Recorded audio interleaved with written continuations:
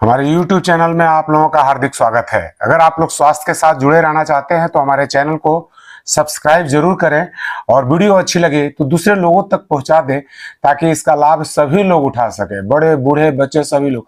आजकल की जो समस्या है, जो खान पान है हम लोगों का, उसमें बहुत सारे ऐसे केमिकल्स हैं जिसकी वजह से हम लोग बीमार पड़ते हैं।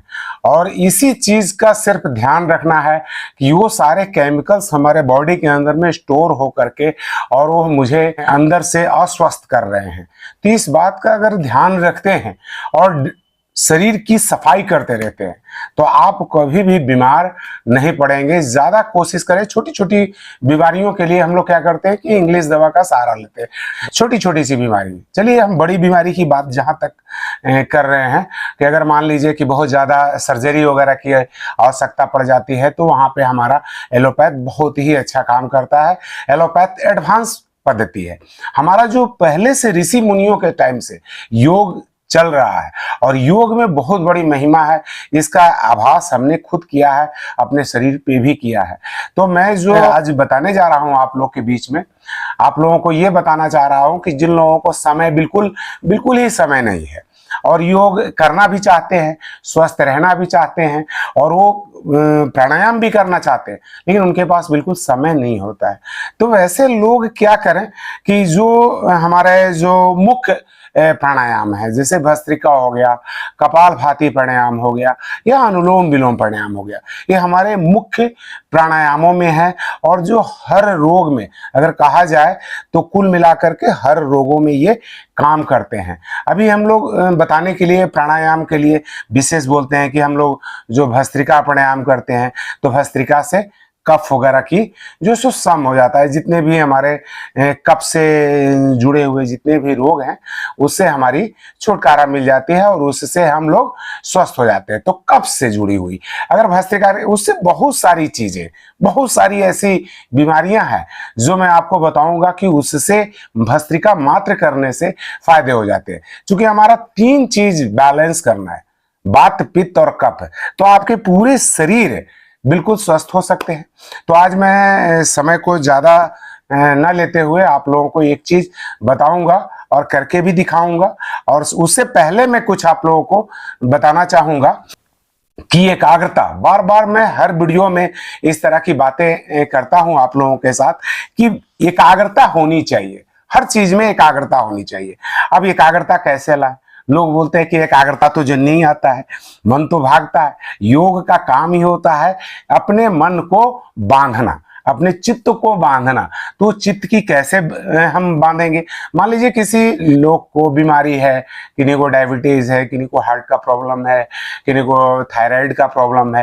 तो जब योग हम करने बैठते हैं तो हमारी पूरी एकाग्रता उधर हो जाना चाहिए।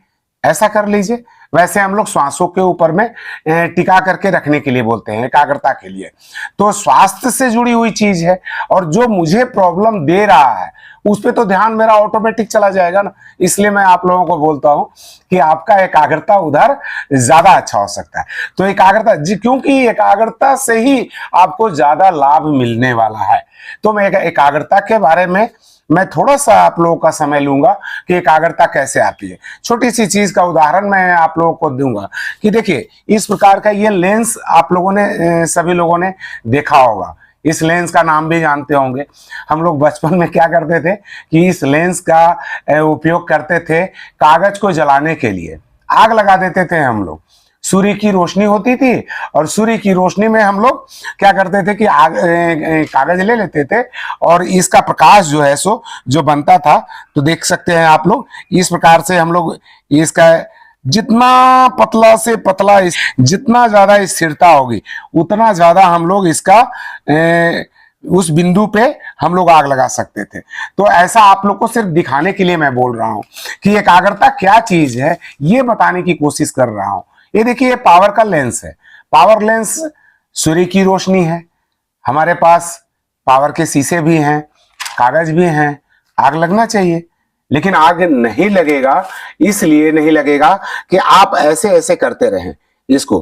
तो इस केंद्र बिंदु को आप बनने ही ना दें, कभी छोटा कभी बड़ा, कभी छोटा कभी बड़ा। इस प्रकार से अगर हम हिलाते रहेंगे तो इसकी एक केंद्र बिंदु यहाँ नहीं बन पा रही है। और जब केंद्र बिंदु आपकी बन जाएगी तो वहां पे अपने आप यही एक आग का लपट उठ जाएगा। क्योंकि आपकी एकाग्रता, स्थिरता, आपके मन की जो, चित्त की जो एकाग्रता, उस चीज को मैं समझाने के लिए इस चीज का सिर्फ सहारा लिया हूं, ताकि आप लोगों को समझ में आ सके कि एकाग्रता किसे कहते हैं। तो मेरा पूरा एकाग्रता क्या है? आग लगाने के लिए है। तो ये आग लग गई, एकाग्रता किया, स्थिरता किया तो आग लग गई। सब कुछ अवेलेबल होते हुए भी हम लोगों की एकाग्रता हट जाती है। हम लोग योग तो करते हैं बट उसका लाभ नहीं होता है जी। बहुत लोग बोलते हैं कि मैं तो योग करता हूं लेकिन फिर भी उसके लाभ नहीं मिलते, क्योंकि एकाग्रता के साथ नहीं करते। उस एकाग्रता के साथ अगर आप करते हैं तो आपको लाभ अवश्य मिलेगा, इसमें कोई डाउट वाली बात ही नहीं है, कोई संदेह नहीं है। क्योंकि तो आज मैं वैसे लोगों के लिए प्राणायाम कैसे करें जो बहुत ही अहम है, जैसे भस्त्रिका हो गया, कपालभाति प्राणायाम हो गया और अनुलोम विलोम हो गया। तो हमारे पास समय की भी अभाव है, मुझे आसन भी करने हैं, मुझे प्राणायाम भी करने हैं। तो उन लोगों से आग्रह होगा कि ऐसा नहीं है कि आप इस तरह से सुखासन बैठ जाइए या अर्ध पद्मासन में बैठ जाइए या पद्मासन में बैठ जाइए या सुखासन में बैठ जाइए और बैठे रहिए और ध्यान को एकाग्र करके। ये तो सबसे अच्छा है। अगर आपके पास समय है, अगर आपके पास उस करने की तमन्ना है तो आप कर सकते हैं इस चीज को बहुत अच्छा, क्योंकि उससे बढ़िया कुछ भी नहीं है। क्योंकि एकाग्रता हमारी शांत जगह में, स्वच्छ जगह में अगर बैठ करके इस तरह से करते हैं तो ज्यादा लाभ मिलेगा। लेकिन फिर भी अगर हम लोगों के पास समय का अभाव है, मुझे आसन भी करना है, जल्दबाजी है, क्योंकि मैं बहुत लोगों को जाता हूं जब योग करवाने के लिए तो लोग कहते हैं सर आसन हो गया तो प्राणायाम का समय नहीं बच रहा है, क्योंकि काफी लंबा टाइम लग जाता है। तो वैसे लोगों के लिए, खास करके आजकल जो उम्र बढ़ रही है हम लोगों का, तो घुटने का दर्द हो जा रहा है, बाजू में दर्द हो जा रहे हैं, इस तरह के लोग और आसन भी करना चाहते हैं, प्राणायाम भी करते हैं। तो आसन और प्राणायाम के साथ हम अपने घुटने के दर्द को भी और हम हमारे अपने पैर के मांसपेशियों को भी हम कैसे मजबूत बनाए, अपने लिगामेंट को कैसे मजबूत करें, अपनी मांसपेशियां कैसे मजबूत करें, हमारे शरीर का वर्कआउट भी हो जाए और हम प्राणायाम का भी लाभ ले लें। तो आज आप लोगों को भस्त्रिका के साथ, कपालभाति प्राणायाम के साथ और अनुलोम विलोम प्राणायाम के साथ, ये तीनों प्राणायाम के साथ आप लोगों को मैं कुछ करके दिखाना चाहता हूं कि पैर के हम सूक्ष्म व्यायाम कैसे करेंगे, कुछ आसन कैसे करेंगे। तो अभी देखिए, जैसे मैं सीधा सा बैठ गया हूं, आप लोग देख सकेंगे, ये है दंडासन की स्थिति। दंडासन में बैठ गया, अगर दोनों हाथों को मैं ऐसे रखता हूं और सीधा रखता हूं, मेरुदंड को बिल्कुल सीधा रखता हूं, अगर ऐसे बैठने मात्र से आपके बहुत सारे लाभ होते हैं। जिन लोगों के कमर में दर्द हो रहे हैं उनके लिए भी फायदेमंद है। जिन लोगों को साइटिका का प्रॉब्लम है, चूंकि हमारा L4 L5 की नसें यहीं से दबती है, इस जगह से दबती है, तो ये जब हम सीधे करके रखते हैं तो काफी हद तक उस नसों को वो छोड़ता है जो नस दबा रहे हैं, और नस के दबने के कारण से आपके जो दर्द उठ रहे हैं उसमें भी लाभ मिल जाता है। मात्र हम दंडासन में बैठे हुए, चाहे किसी भी आसन में आप बैठे हुए हैं, ये तो हम प्राणायाम करते समय लोगों को बैठाते ही है। तो अभी अभी हम लोग दंडासन में बैठे हुए हैं, अभी मुझे भस्त्रिका करना है और पैरों का भी एक्सरसाइज करना है। तो अभी हम क्या कर सकते हैं, और थोड़ा थोड़ा करके मैं आप लोगों को थोड़ा थोड़ा दिखाऊंगा, क्योंकि जब मैं करता हूं तो पूरी एकाग्रता हमारी इन चीजों पे होती है कि मैं अपने घुटने के लिए कर रहा हूं, अपने हार्ट के लिए कर रहा हूं, अपने फेफड़े के लिए कर रहा हूं, हम अपने ब्रेन के लिए कर रहा हूं। चूंकि पूरी एकाग्रता मेरी पूरी सिर्फ शरीर के ऊपर होता है, शरीर से बाहर हम अपने मन को नहीं जाने देते। और जब मन से, अपने शरीर से अपने मन को बाहर नहीं जाने देते हैं तो लाभ हमारे शरीर को मिलता है। चूंकि हमारे शरीर के लिए मैं कर रहा हूं, चूंकि आप प्रयास कर रहे हैं और ऐसा काम कर रहे हैं, तो भस्त्रिका तो हो ही रहा है। भस्त्रिका से तो सभी लोग जानते हैं कि हमारे फेफड़े बहुत स्वस्थ हो जाते हैं, यहाँ के कफ से हमारे को छुटकारा मिल जाती है, और इस क्षेत्र के जितने भी कफ हैं उससे छुटकारा मिल जाती है। कहने का अर्थ है कि पूरे वात पित्त और कफ का समन होता है, लेकिन खास करके कफ का तो बहुत ही ज्यादा इसका लाभ होता है भस्त्रिका का। कि श्वासो भस्त्रिका में क्या करते हैं, आप लोग को ये भी बताता चलूं कि भस्त्रिका में श्वासों को पूरा फेफड़े में भरना और पूरी श्वासों को बाहर निकाल देना ही भस्त्रिका प्राणायाम कहलाता है। तो भस्त्रिका हम लोग पहले करेंगे। तो भस्त्रिका कैसे करते हैं?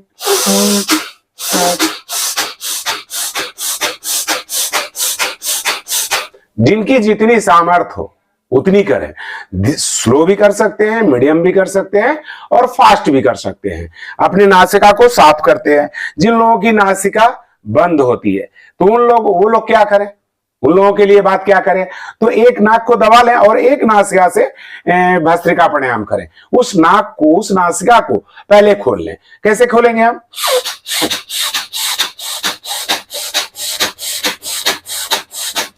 हम अपनी बाई नासिका को खोल लिया, फिर दाहिनी नासिका को खोल लिया, पहले ऐसे दबा करके।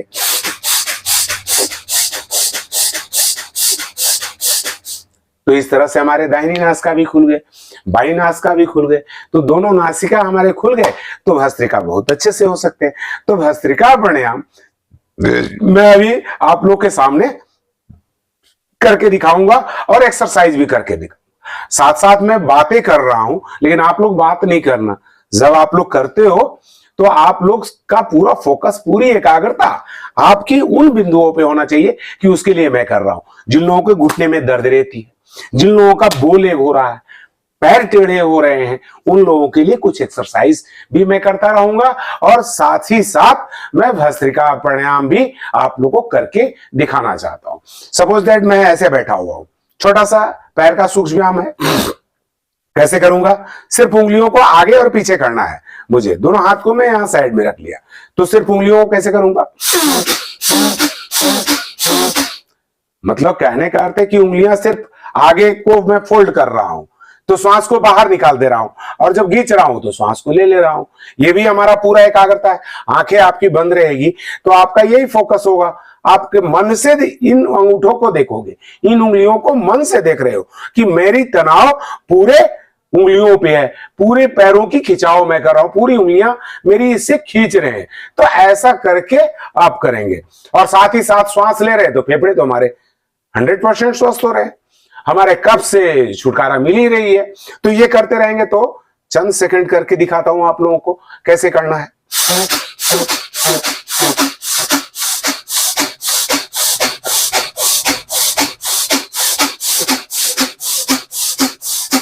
ये सिर्फ उंगलियों के लिए मैं किया, सिर्फ उंगली का एक्सरसाइज। अब इसी के साथ क्या करना है? पंजे को भी उसी तरह, श्वास निकाले तो पंजे आगे की तरफ, श्वास लिया तो अंदर की तरफ। तो पैरों को भी चलाना है इस तरह से, पैरों का भी। ये सारे पैर का सूक्ष्म व्यायाम है। क्योंकि ऐसा करने से पूरे आपके ये जो घुटने के पीछे वाली जो नसें हैं वो उसमें पूरा खिंचाव होता है, प्लस हमारे घुटने जो सीधे नहीं हो पा रहे हैं तो उसको भी आप जब ऐसे इस प्रकार से खींचेंगे तो नीचे से आप देखेंगे कि पूरा खिंचाव आ रहा है। तो आपके पैर भी इसमें बहुत, यहाँ की मांसपेशियां मजबूत हो रही। तो ये हमारा पूरा एकाग्रता कहाँ है?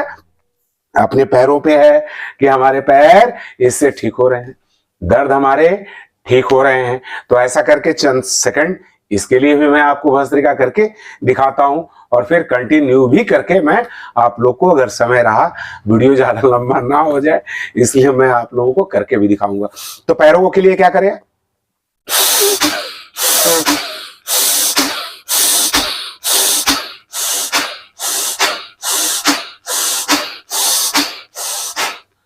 तो इस तरह से पैरों के लिए कर लिया।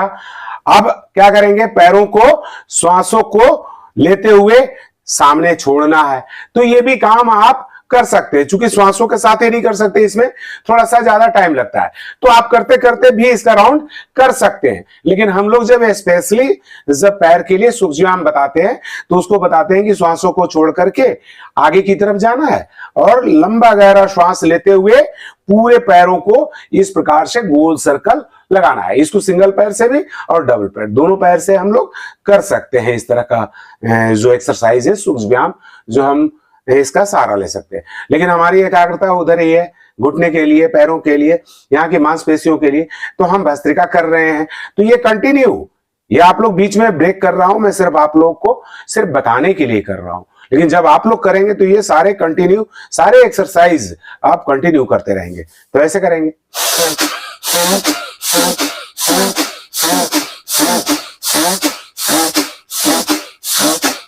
तो 3 एक्सरसाइज मैंने आपको पैर के लिए सिर्फ पंजे पंजे के पास से बताया। फिर घुटने पे खिंचाव डालना है, आकुंचन करना है।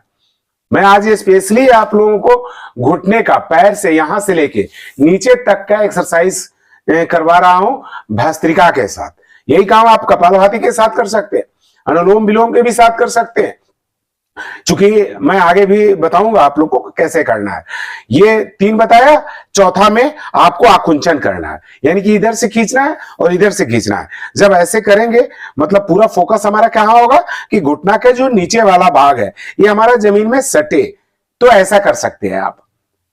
तो इसको सिर्फ खींचना है। देखिए यहां ना आके यकीन हो तो दोनों हाथ से इस तरह से घुटने को आप पकड़ करके आप देखेंगे तो यहां पे एक खिंचाव आता है। इससे आपके लिगामेंट्स, यहाँ की मांसपेशियां में मजबूती आती है और घुटने दर्द में तो काफी राहत मिल जाती है आपको। तो ऐसा कर लेना है। ये चौथा एक्सरसाइज आप लोग को बताया।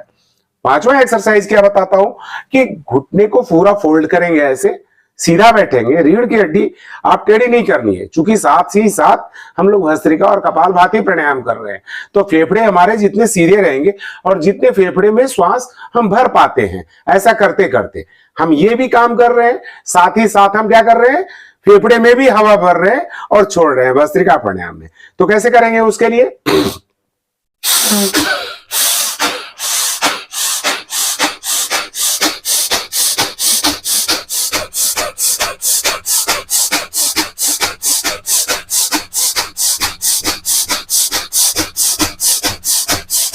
जब आप घुटने खींचते हैं तो पूरे आप खींच करके ला सकते हैं, पूरे इसको सीधा कर सकते हैं, इधर पंजे को खींच सकते हैं और घुटने के नीचे वाली चीज जमीन में सटाने का प्रयास करेंगे। तो एड़ियों का घर्षण होता है। बहुत सारी ग्रंथियां हमारी ऐसी होती है जहां एक्यूप्रेशर का भी काम करता है। हमारी एड़ी में एक रगड़ होने से एक ऊर्जा पैदा हो जाती है। माइक्रोकांडिया को जो है सो ऊर्जा बनाने में सहायता मिल जाती है, उसको ऑक्सीजन मिल रहा है, हम ले रहे हैं जो लंबा गहरा श्वास और छोड़ रहे हैं, तेजी के साथ ले रहे हैं, तो ज्यादा हमारे फेफड़े फूल रहे हैं, पचक रहे हैं, फूल रहे हैं, पचक रहे हैं, तो फेफड़े स्वस्थ हो रहे हैं, इसमें कोई नो डाउट। और पूरा पैर का भी हम एक्सरसाइज कर रहे हैं। तो ये 4-5 कर दिया। फिर क्या कर लीजिए, थोड़ा सा पैरों को आप खोल लीजिए और पैरों को खोल करके और दोनों पैरों की कोशिश करेंगे कि दोनों अंगूठे हमारे जमीन में इस प्रकार से लग जाए। देखिए ये अंगूठा जैसे हमने यहां सटा दिया है, तो उसी तरह आप लोग भी कोशिश करें कि यहां सट जाए और फिर पूरा खोल दे। तो ये हमारे पैरों का ही एक्सरसाइज कर रहे हैं। ये सारे पैर के एक्सरसाइज है। जिन लोगों को घुटने में दर्द होते हैं उनके लिए तो रामबाण है। और साथ ही साथ आप अगर ये भस्त्रिका प्राणायाम कर रहे हैं तो भस्त्रिका का भी लाभ ले रहे हैं, भस्त्रिका प्राणायाम का भी लाभ ले रहे हैं, प्लस जो है सो हम पैर से जुड़ी हुई समस्याओं को भी ठीक कर रहे हैं। एक ही साथ हमारे 2 मकसद पूरे हो रहे हैं और मकसद तो एक ही है कि हमने स्वस्थ रहना। तो जो लोगों को हमारी वीडियो अच्छी लगती है, हम आप लोगों को बताता रहता हूं, तो उन लोगों, दूसरे लोगों तक भी ये सारी जानकारी होनी चाहिए। जानकारी के अभाव में भी हम लोग नहीं कर पाते। ये चीजें आप अपने घरों पे, घर पे कर सकते हैं। इसको जिन लोगों को समय नहीं मिलता, ग्राउंड नहीं जा पाते हैं, सुबह के टाइम समय नहीं मिलता है, तो वो लोग शाम के टाइम में भी खाना खाने के 5 घंटे के बाद ये भस्त्रिका तेजी के साथ कर सकते हैं। अनुलोम विलोम प्राणायाम का तो आप ऐसे भी कर सकते हो। आप जैसे दोपहर में भी अगर आपको समय मिल जाए, कभी भी समय मिल जाए, तो अनुलोम विलोम प्राणायाम आप कभी भी कर सकते हो। लेकिन सुबह हम लोग इसलिए बताते हैं क्योंकि शुद्ध प्राण वायु, हमारा प्राण शक्ति सुबह के समय में ज्यादा अच्छा ऑक्सीजन मिलता है, इसलिए हम लोग सुबह के टाइम योग करते हैं। लेकिन जिन लोगों का समय नहीं है, दफ्तर का चक्कर है या कोई जॉब कर रहे हैं, कोई ऐसा व्यापार है जिनको समय नहीं मिल पा रहा है, उन लोगों के लिए ये सारी चीजें हैं जो अपने घर पे इसका इस तरह का लाभ उठा सकते हैं। तो ऐसा कर लिया। पैरों का बहुत सारा एक्सरसाइज है, तो ये कर लिया हमने पैरों को। ये करने के बाद और साथ ही साथ भस्त्रिका भी हो रहा है। कैसे हो रहा है, अभी कैसे करेंगे, तो ये भी कर लिया। दूसरे पैर से भी उसी प्रकार से हम कर लेंगे, ये भी कर लिया। साथ ही साथ हम पूरे रोटेट भी करेंगे। पंजे को क्या करेंगे, रोटेट करेंगे। दोनों साइड से हम क्या करेंगे, पंजे को इस प्रकार से घुमाएंगे। तो उसके साथ भी हम भस्त्रिका कर रहे हैं। कैसे कर रहे हैं,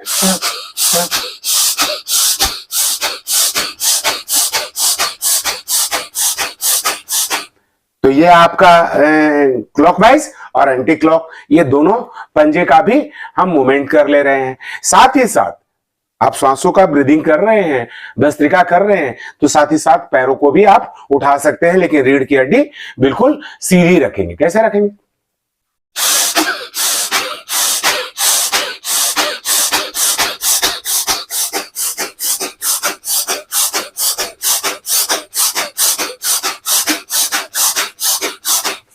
तो इस प्रकार से आप कर सकते हैं। दूसरा, आप श्वासों को छोड़ करके भस्त्रिका करते करते और भी कर सकते हैं। जैसे दोनों हाथ से अपने पैर को भी इस प्रकार से पकड़ ले, और पैरों को जैसे ये सीधा नहीं कर पाते, बहुत लोगों का पैर टेढ़ा हो जाता है, पैर सीधा नहीं कर पाते, उन लोगों के लिए क्या होता है, और ये यही टेढ़ा रहते रहते दर्द ज्यादा बढ़ने लगता है।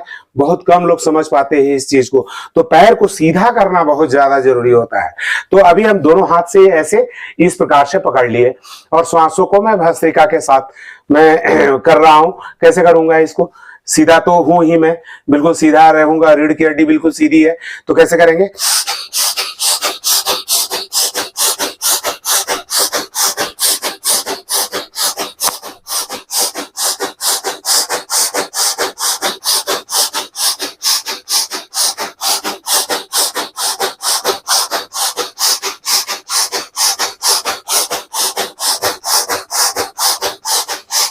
उसी प्रकार से हम दोनों दूसरे पैर को भी कर लेते हैं।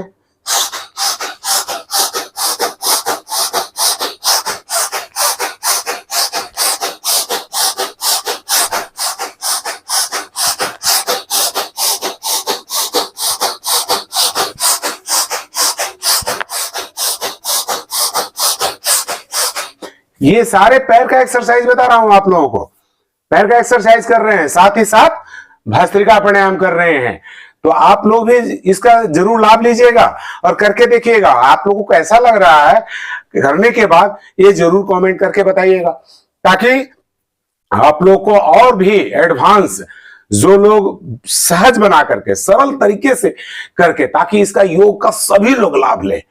मैं गांवों में भी जाता हूं, गांव के लोग से मैं बोलता हूं कि योग करो भाई, बोला हमारा तो दुबरा के न है। ऐसे ऐसे वर्ड लोग बोलते हैं कि मेरे को दुबला नहीं होना। बहुत लोगों की भ्रांति है कि योग करने से दुबले हो जाते हैं, जबकि ऐसा नहीं है। योग करने से मोटे आदमी पतले हो जाते हैं, पतले आदमी मोटे हो जाते हैं, क्योंकि आपका सिस्टम, आपका ये मशीनरी जो है शरीर का, ये सही हो जाता है, आपका शरीर शुद्ध हो जाता है बिल्कुल। तो ऐसा आपको फायदा मिलने लगता है। अब देखिए आगे का, देखिए पैरों का एक्सरसाइज बता रहे हैं। बहुत सारे पैर का एक्सरसाइज है जो एक वीडियो में बनाना और बताना तो संभव नहीं होता है। इस तरह की मैं जानकारी आप लोगों को धीरे धीरे कंटिन्यू देता रहूंगा।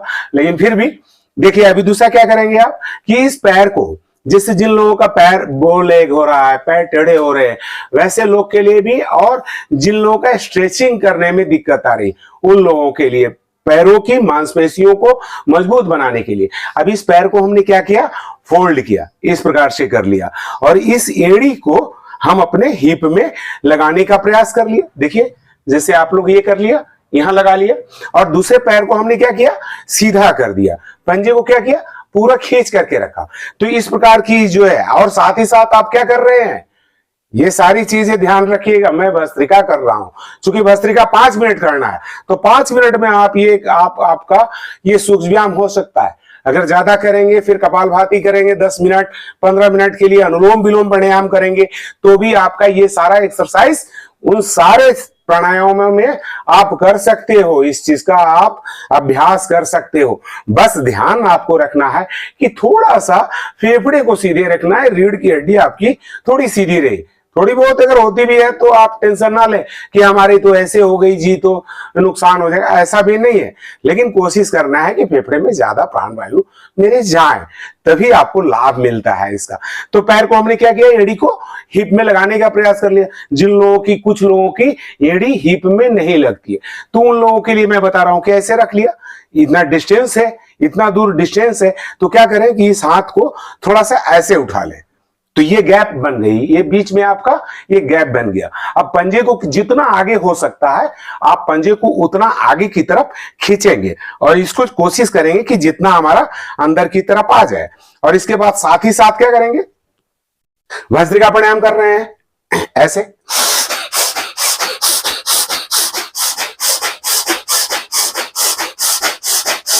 अब हाथों का सपोर्ट इसलिए लगाया कि आपकी एड़ी नहीं सट रहे हैं। अभी हमने तो सटा लिया, हमारे को कोई प्रॉब्लम नहीं है। जिन लोगों का नहीं सट रहा है और पैरों का मूवमेंट बनाना है, तो वैसे लोगों के लिए बता रहा हूं कि ये जो आपका जो एड़ी आपके हिप में नहीं लग रहे हैं, दूरी बनी हुई है, तो थोड़ा इस घुटने पे बल देंगे जमीन की तरफ और अपने हिप को क्या करेंगे, थोड़ा सा ऊपर उठा लेंगे। तो ऊपर उठा करके रखेंगे और इस हाथ का सपोर्ट दे देंगे थोड़ा जमीन में, और इस पंजे को पूरा खींच करके आगे की तरफ रखेंगे और कंटिन्यू यही काम करते रहेंगे।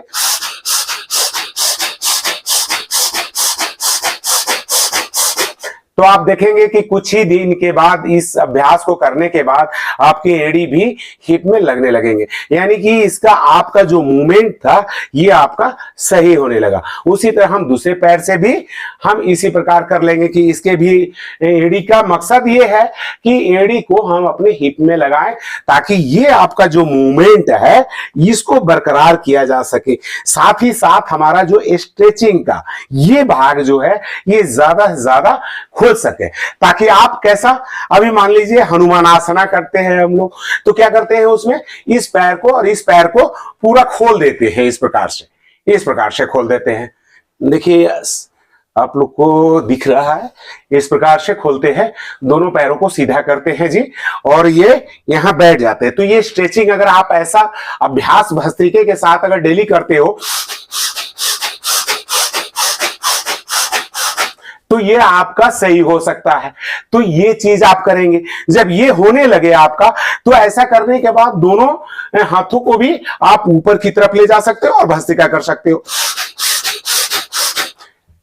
तो आज मेरा सिर्फ एक मकसद था कि आप लोगों को प्राणायाम के साथ हम अपने पैरों का सूक्ष्म व्यायाम, साथ ही साथ अपने पैरों का जो मांसपेशियां और लिगामेंट में मजबूती कैसे लाएं, अपने पैर के दर्द को मैं कैसे कम करूं, इस सब चीजों की जानकारी मैं आप लोगों को इस माध्यम से दिया।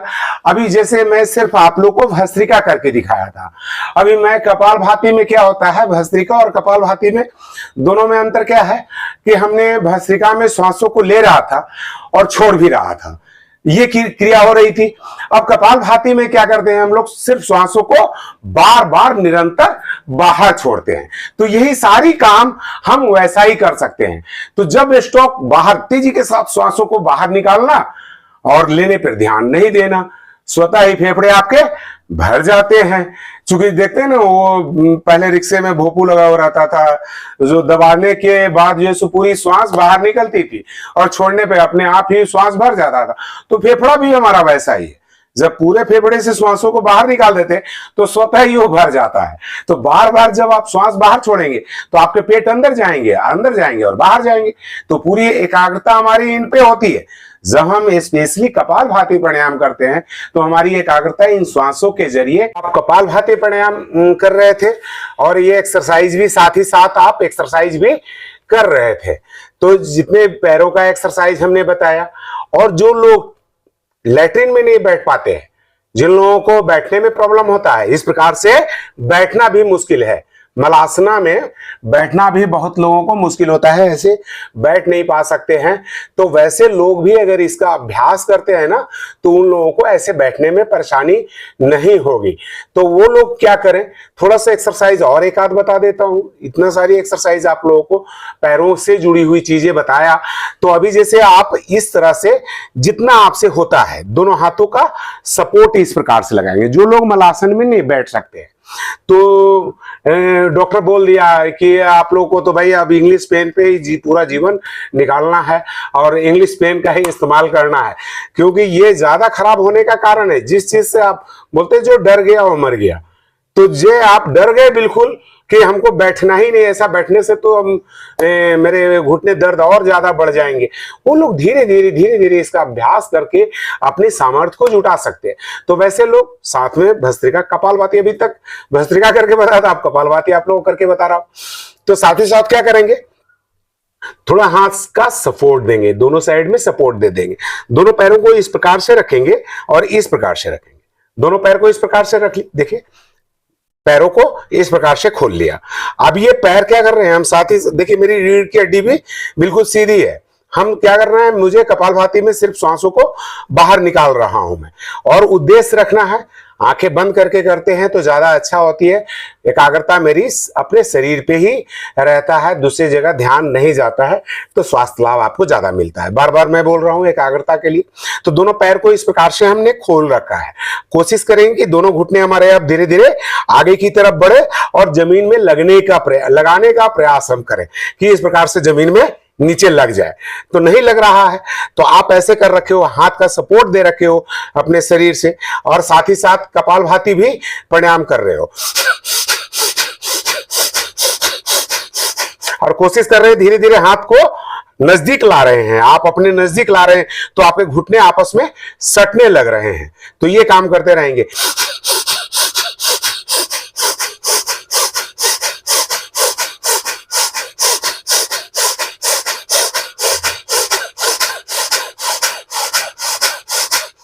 जब इतना आ जाता है तो धीरे धीरे आप पैरों के पास इस हाथ को पैर के पास पकड़ लें और धीरे धीरे प्रयास बनाएं इस प्रकार से बैठ जाए।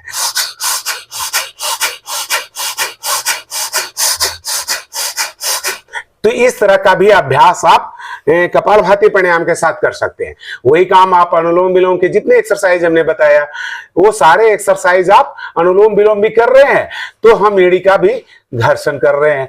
तो आप समझ गए होंगे आप लोग कि कहने का अर्थ है कि भस्त्रिका, कपालभाति प्राणायाम, अनुलोम विलोम प्राणायाम, यहां तक कि और भी कुछ प्राणायाम का आप इसके साथ जोड़ सकते हैं अगर आपके पास ज्यादा समय है। और इन सब चीजों को करने के बाद आप जैसे हम लोग करते हैं तो अब विधिवत तो अगर कराएंगे तो हर प्राणायाम का कुछ न कुछ अपना अपना रूल है, और उस रूल के हिसाब से अगर आप करते हैं तो आपको पूरी ध्यान ग्राउंड में लगाना होगा और नियमित बैठना होगा। लेकिन अगर आप इन सब चीजों को करते हुए भी अगर आप करते हैं प्राणायाम को, तो आपको प्राणायाम के साथ साथ आसनों का भी फायदा आपको मिलेगा। इसमें कोई डाउट नहीं है, कोई शक नहीं है। क्योंकि सारे चीजों का अभ्यास पहले मैं जितना भी चीजें आप लोगों को मैं बताता रहता हूँ, आप लोग तो हमारे साथ जुड़े हैं, तो जितनी भी चीजें आप लोगों को मैं बताता रहता हूँ या आप लोग के साथ मैं शेयर करता रहता हूँ, उसका पहले खुद मैं अपने आप पे अनुभव करता हूँ और उसके फायदे को देखता हूँ और तब आप लोगों के साथ शेयर करता हूँ। ऐसा नहीं है कि हमने पढ़ लिया और उसके बारे में जानकारी कर लिया और आप लोगों तक पहुंचा दिया, नहीं। मैं वो उसमें इस चीज में कितनी सच्चाई है उस सच्चाई को पहले जानता हूं और इसके बाद आप लोगों को बताता हूं। जैसे खाने पीने का भी चीज मैं आप लोगों को जो जड़ी बूटियों के बारे में भी बताता हूं, उसका पहले हम अपने शरीर पे इस्तेमाल करते हैं। जैसे हम काढ़े में लोगों को बोल दिया कि पीपल के पत्ते डाल देंगे तो उसमें एंटीऑक्सीडेंट बहुत ज्यादा मात्रा में होता है। जिन लोगों को श्वास का प्रॉब्लम आता है वो लोग पीपल के पत्ते डाल दें, हर श्रृंगार के पत्ते डाल दें, उसमें गिलोय के पत्ते डाल दें, तुलसी के पत्ते डाल दें, सदाबहार के पत्ते डाल दें। तो ये सारी औषधियों को आप एक ही साथ डाल करके आप काढ़ा का इस्तेमाल कर सकते हैं, काढ़े के रूप में आप उसको ले सकते हैं। तो ये सारी आयुर्वेदिक चीजों का भी आप इस्तेमाल कर सकते हैं। मैं अपने वीडियो में धीरे धीरे बताता रहता हूं, जहां भी मुझे समय मिलता है तो मैं कोशिश करता हूं कि हर चीजों को आप लोग के साथ शेयर करूं। देखिए हमारी भी उम्र 55 साल है और ईश्वर की कृपा से, आप लोगों की कृपा से मैं स्वस्थ हूं और निरोग हूं। तो मैं चाहता हूं कि जो लोग मेरे साथ जुड़े हैं वो लोग भी स्वस्थ रहें और निरोग रहें।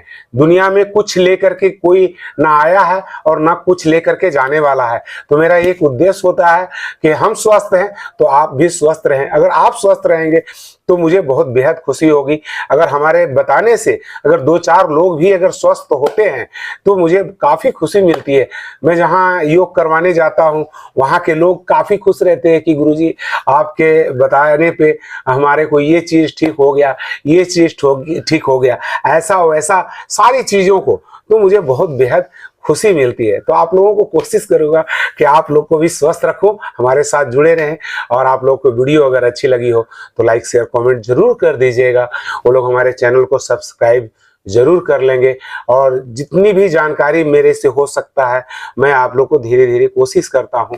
क्योंकि समय नहीं मिल पाता है और ज़्यादा मैं कंप्यूटर के बारे में भी ज़्यादा जानकारी नहीं रखता हूं। तो जितनी मेरी जानकारी है उस अनुसार से मैं वीडियो बना लेता हूं और आप लोगों तक पहुंचाने की कोशिश कर लेता हूं और हमारी चीज़ें आप लोग तक पहुंच जाती है। बाकी जो है सो मैं देखता हूं कि जितना हो सकता है उतना मैं कर दूं। बस मेरा एक ही उद्देश्य, और कोई उद्देश्य नहीं है। आप लोग अगर हमारे करीबी हैं और हमारे इर्द गिर्द के रहने वाले लोग जो हमारी वीडियो को देख रहे हैं, वो लोग तो हमारे दिनचर्या को जानते हैं कि मैं कैसा हूँ, क्या हूँ और क्या करता हूँ और क्या खाता हूँ, क्या पीता हूँ। घर वाले भी जानते हैं। इंग्लिश की दवा नहीं खाता, छोटी मोटी बीमारियों के लिए तो कभी कदापि नहीं। बुखार लगे, चूंकि हमारा, आप लोग को एक चीज और बताना चाहते हैं, हमारा शरीर अपने आप में एक डॉक्टर है। आप हर चीज का अनुभव, आपका शरीर पहले आपको आगाह करता है, आपको पहले बताता है आपके शरीर कि हमें ये चीज आ रही है। आप कुछ लोग मन से भी बीमार हो रहे हैं, मानसिक तौर पे बीमार हो रहे हैं। अगर आप बाजार गए, कोई किसी ने बता दिया आप तो बहुत दुबले लग रहे हो, आप रात की नींद आपकी उड़ जाएगी, अरे मैं दुबला कैसे हो गया। किसी को कोई बोला अरे भाई बहुत मोटे हो रहे, उसके दिमाग में ये चीज चलने लग रही है। अब उनका आकाश तत्व इनबैलेंस हो रहा है, ये ब्रह्मांड जब अनबैलेंस हो रहा है तो तरह तरह की बातें उठने लगेगी, पैनिक होने लगे लोग और बीमार होने में कोई कसर नहीं छोड़ते हैं। तो खास करके आप लोगों को एक ही चीज मैं बोलूंगा कि आप अपने दिल का सुने, आप अपने शरीर का सुने कि आप में कितनी सामर्थ्य है, कितनी पावर है, कितनी ऊर्जा है। क्या मैं खा रहा हूं, वो खा रहा हूं। आप खाने से पहले सोचिए कि मैं लीवर को कितना लोड दे रहा हूं, वो चीज आप खाइए। ऐसा चीज ना खाइए कि लीवर पे ज्यादा लोड पड़े, किडनी पे ज्यादा लोड पड़े। और अपने शरीर का फंक्शन के बारे में तो जरूर जानकारी रखिए कि मैं पानी पीता हूँ, कैसे हमारा पानी पचता है, कैसे मेरे खाना पचता है। इस तरह की तमाम जानकारियां आप लोग को मैं देता रहूंगा और आप लोग अगर लाभ उठाना चाहते हैं तो हमारे साथ जुड़े रहें और इसका लाभ लेते रहें। धन्यवाद। ओम।